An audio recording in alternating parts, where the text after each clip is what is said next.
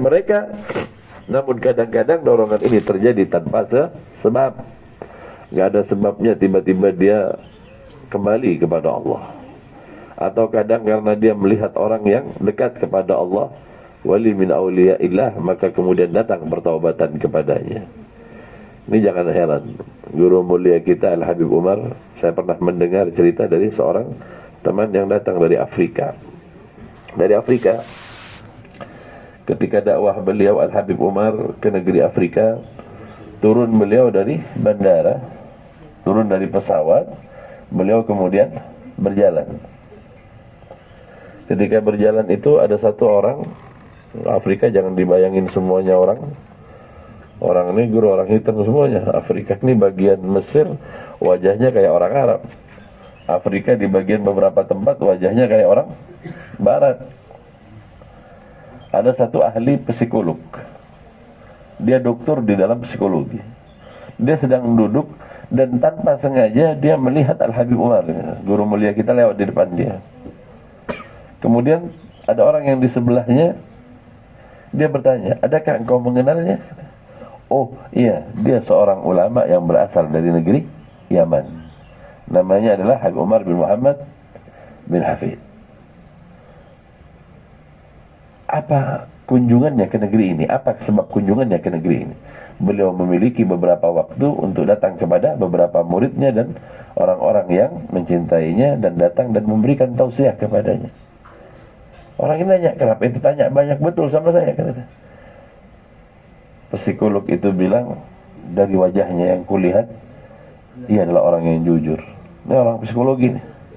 Wajahnya wajah orang jujur. Tertarik hatinya hanya melihat wajah seorang yang saleh. Orang yang tadi bilang apa?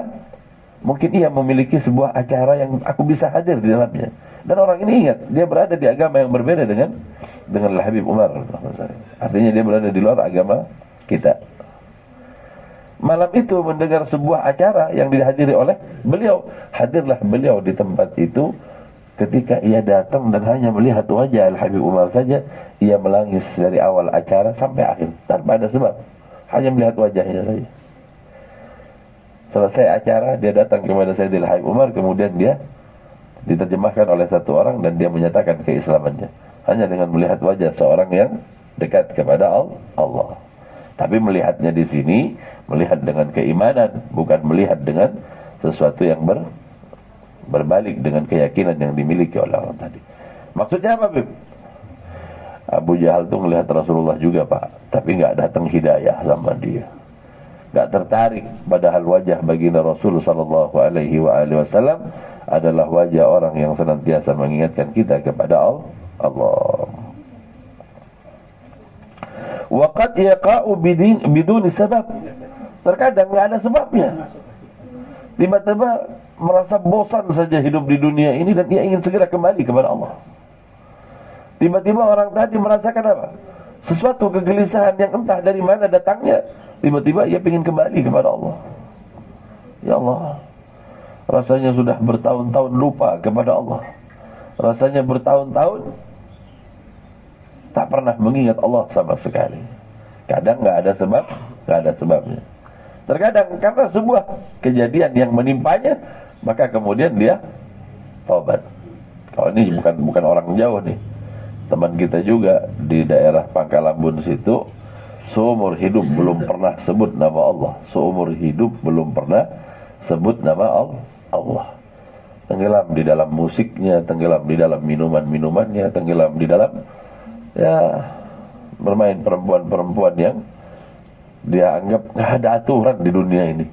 Yang ada hanya menikmati segala sesuatunya. Terlintas kalimat Allah saja belum pernah di mulutnya. Dia bekerja di atas sebuah kapal yang besar, yang biasa berangkat dari Indonesia ke Singapura, ke negeri-negeri Eropa, yang kemudian singgah di beberapa tempat. Jika sudah singgah di Singapura, udah kebiasaan saya, Bib. Begitu saya singgah di tempat itu, ya udah main perempuan kalau di Singapura, Bib. Jika saya melewati negeri-negeri yang dingin, saya habiskan dengan minum-minuman keras. Jika saya singgah di beberapa negara yang memang terkenal dengan perjudiannya, saya beli judinya. Saya nikmati itu sampai usia saya 30 tahun lebih. Jadi dia kerja mungkin kurang lebih 10 tahun atau 12 tahun kata dia di dalam maksiat itu. Sedikit pun belum pernah ingat Allah.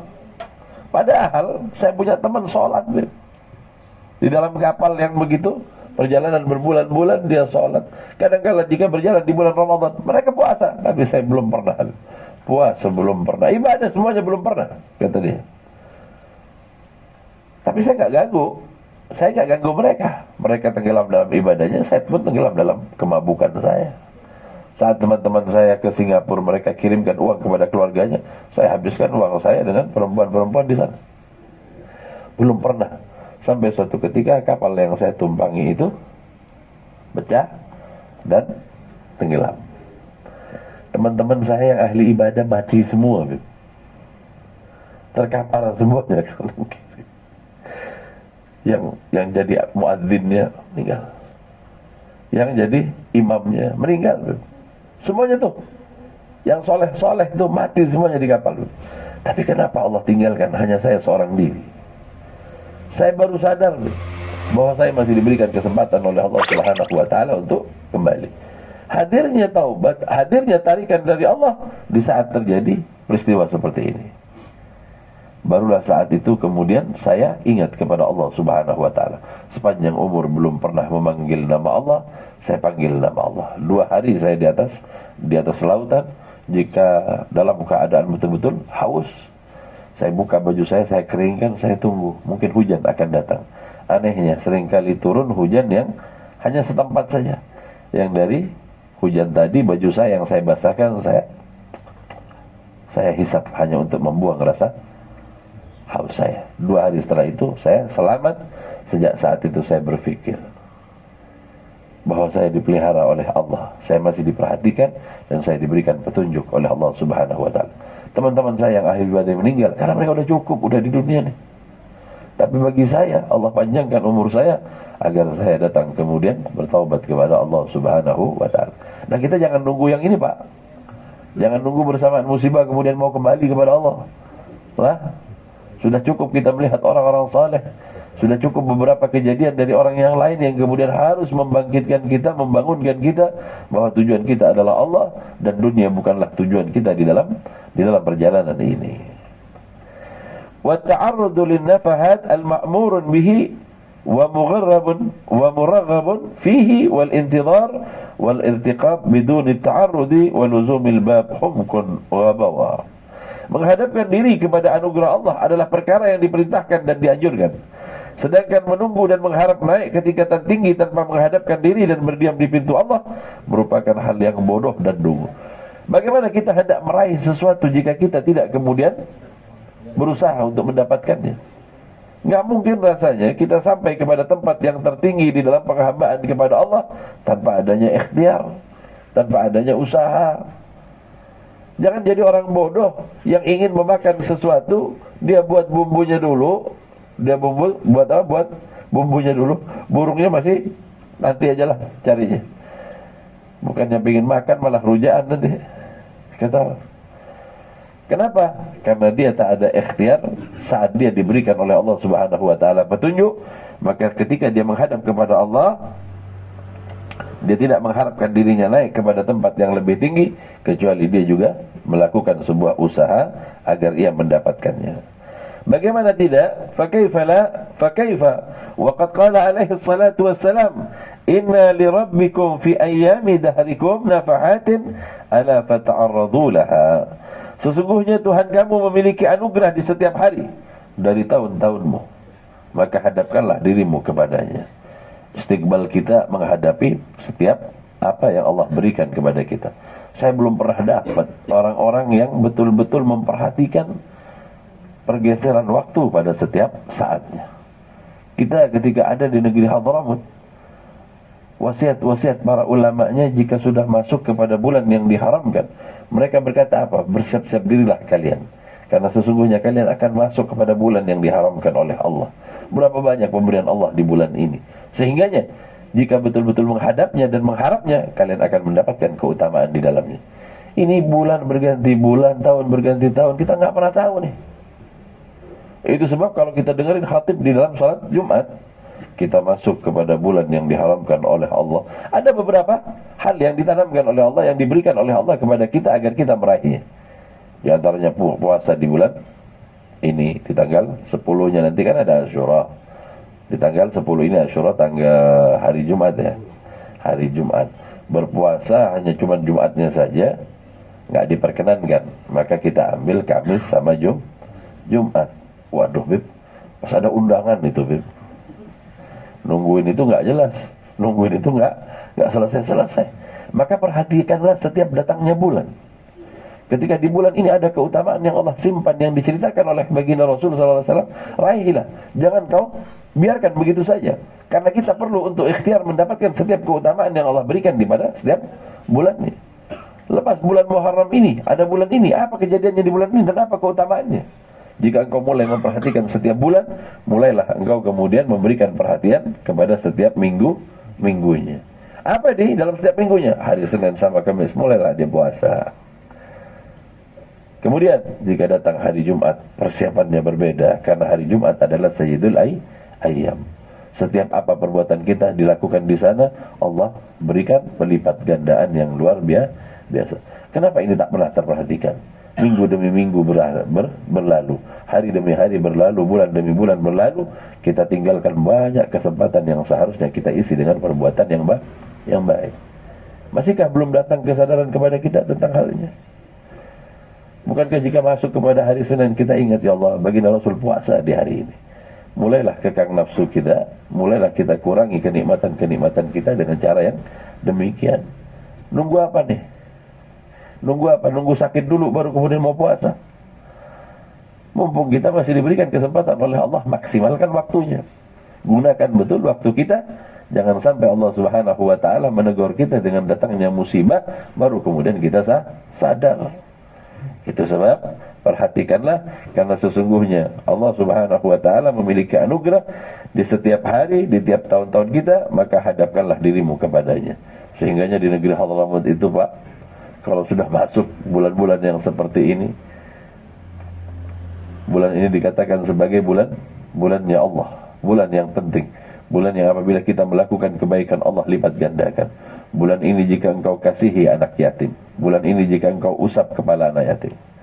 Duit nggak punya Bib, gimana Bib? Usap aja anak yatim. Kalau uang punya, keluarkan sedekah di bulan ini, karena ini memiliki keutamaan yang luar biasa. Di bulan ini juga ada beberapa hal yang luar biasa yang bisa kita kerjakan.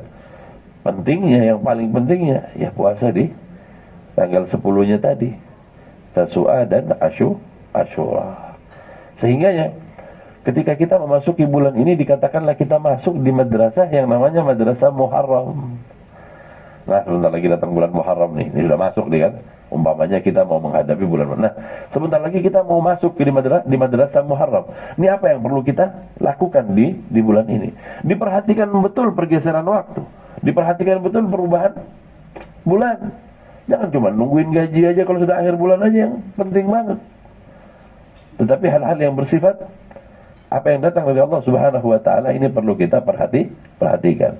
Nyatalah bahwa sesungguhnya kita adalah orang yang mau kembali kepada Allah jika betul-betul kita memperhatikan segala sesuatunya. Wa man akramallahu bihadzal ba'its asy-syarif, barang siapa yang dimuliakan oleh Allah dengan dorongan yang mulia ini, falya'rif qadrahul munif, hendaklah ia menyadari kadar nikmat yang tinggi, wal ya'lam annahu min a'zami ni'amillahi ta'ala alaih, ketahuilah itu adalah nikmat yang paling luar biasa yang Allah berikan kepada kita. Diingatkan kita tentang untuk kembali kepada Allah. Kemudian Allah ingatkan lagi kepada kita keutamaan-keutamaan yang ada pada setiap hari. Kalau tadi per minggu, seminggu ada hari Senin, hari Kamis yang memiliki keutamaan kita puasa.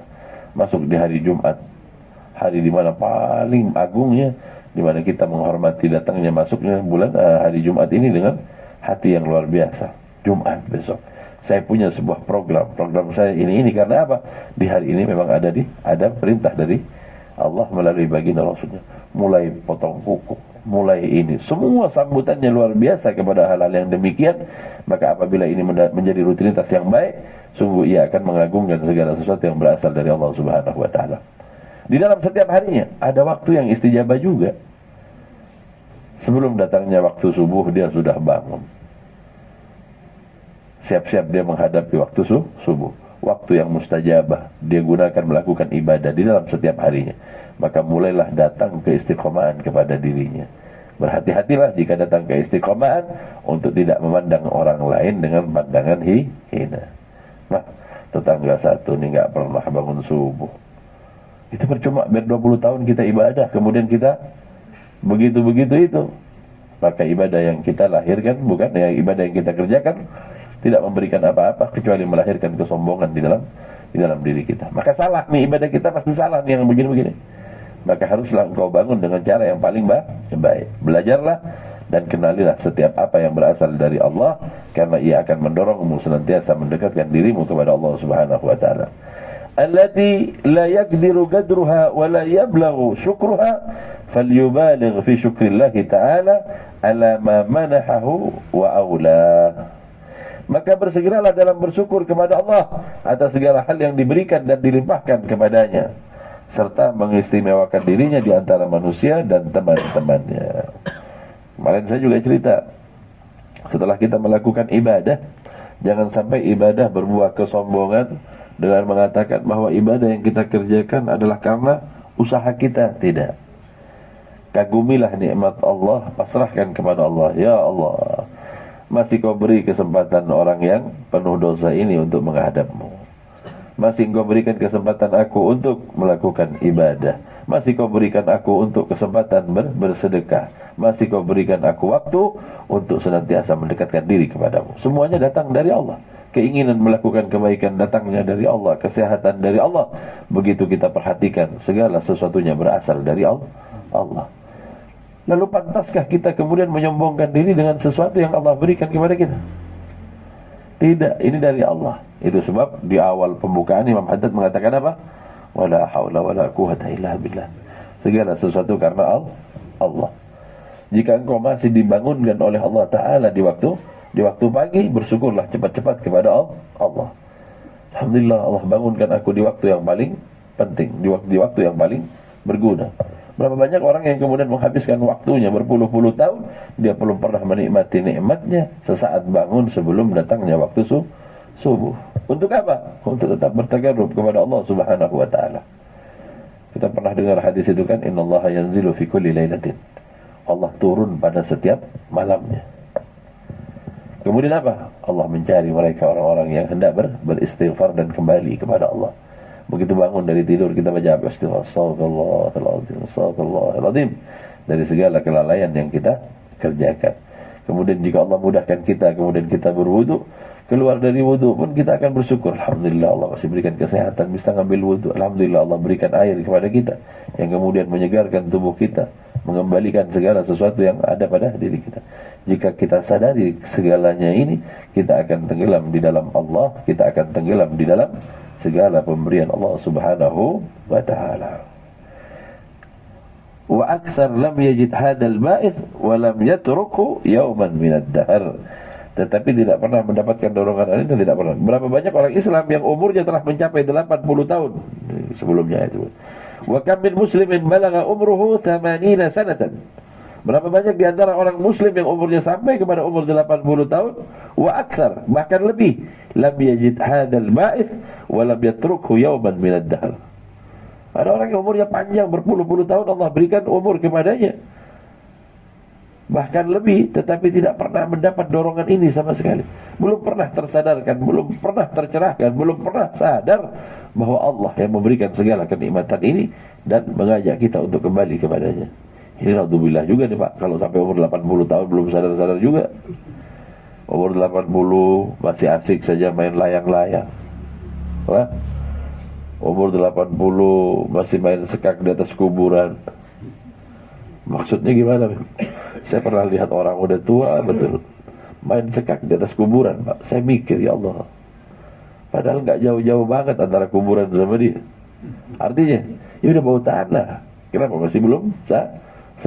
Tidakkah cukup pelajaran bagi kita apa yang ada di bawahnya? Orang lagi main sekak di atas kuburan. Kenapa nggak ngelihat ke orang kuburan itu bahwa dia kelak juga akan kembali begitu? Khawatirnya kuburan dia dijadikan papan skak nanti. Dibuat memang belang-belang hitam putih orang main di atasnya. Baru sadar kalau udah mati. Naudzubillah wal iyadzubillah. Maka ingat, sebenarnya banyak hal yang bisa mengingatkan kita untuk kembali kepada Allah. Setiap musibah yang kita lihat dari orang lain seharusnya membangkitkan diri kita untuk kembali. Setiap apa yang terjadi di antara masyarakat kita, fulan meninggal dunia pagi, kita dengar inna lillahi wa inna ilaihi raji'un. Telah meninggal si fulan, santai aja kita dengan kopinya. Memang udah waktunya deh. Jangan sampai suatu ketika tetangga kita juga bilang, memang udah waktunya dia. Naudzubillah wal iyadzubillah. Bersegeralah dan sadarlah bahwa kelak kita pun akan dipanggil, kelak kita pun harus kembali kepada Allah Subhanahu wa taala. Dan alangkah nikmatnya tak kala kita kembali kepada Allah, saat itu kita adalah orang yang paling siap untuk kembali kepada Allah. Ayuhal ikhwah rahimakumullah, maka Allah Subhanahu wa taala mengingatkan kita setiap saatnya untuk kembali kepada Allah. Bersegeralah kembali kepada Allah Subhanahu wa taala agar Allah Subhanahu wa taala senantiasa memberikan nikmatnya kepada kita, mengingatkan kita untuk mengumpulkan setiap amal yang ada pada setiap harinya, pada setiap minggunya, setiap waktunya, sehingga kita tidak melewatkan setiap keutamaan-keutamaan yang Allah siapkan di dalam setiap waktu, di dalam setiap hari, di dalam setiap minggu, dan dalam setiap bulannya, sampai kepada setiap tahunnya. Semoga Allah Subhanahu wa taala memberikan kita badan yang sehat, hati yang senantiasa bersyukur kepada Allah Subhanahu wa taala, agar kita dapat meraih setiap apa yang disajikan oleh Allah pada setiap hari, pada setiap minggunya, pada setiap bulannya, sehingga kita menjadi orang yang bersyukur karena Allah telah memberikan kesempatan kepada kita untuk kembali kepadanya. Amin Allahumma amin. Ini nanti kita sambung lagi di pertemuan yang akan datang, sehingga nanti kita setiap kali ada pengajian yang sifatnya umum, nanti kita baca begini aja biar cepat. Maksud saya juga merasa baca ini bukan mau cepat-cepat, enggak, tetapi singkatnya waktu kepada kita, dan sepertinya harus seperti ini biar cepat selesai, pindah-pindah, tetapi dengan tidak memberatkan kepada orang yang mengambilnya. Nggak usah repot-repot juga. Nah, kalau memang bersedia alhamdulillah, kalau nggak bisa jangan dipaksain. Ambil siapa bulan berikutnya, nanti mungkin lain-lain lagi kita pindah untuk menyelesaikan pembacaan ini, agar apa yang diperintahkan atau apa yang diwasiatkan oleh guru mulia kita dapat kita lakukan. Ini yang bisa saya sampaikan di pagi ini. Nanti kita sambung lagi pada pertemuan yang akan datang. Allah berikan kita kesehatan, Allah berikan kesempatan kepada kita agar kita senantiasa bisa bertakarrub kepada Allah Subhanahu wa taala. Amin Allahumma amin. Wallahu a'lam. Rabbana anfa'na bima 'allamtana, Rabbi 'allimna alladhi yanfa'una, Rabbi faqina wa faqi 'alana.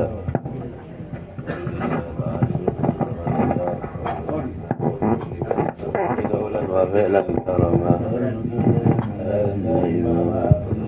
يا علماء كل شيء مشهور وزر بالرضا منك العيون كل الديون ومن ستر مصطفى بكتاب فيه للناس شفاء وعلى الآل الكرام شرفاء بهدى يسارع في رضا ولا تولي وليا سواك ولا تجعل من خلق أمرك وعصاك حسبنا الله ونعم الوكيل ولا قوة إلا بالله العلي العظيم.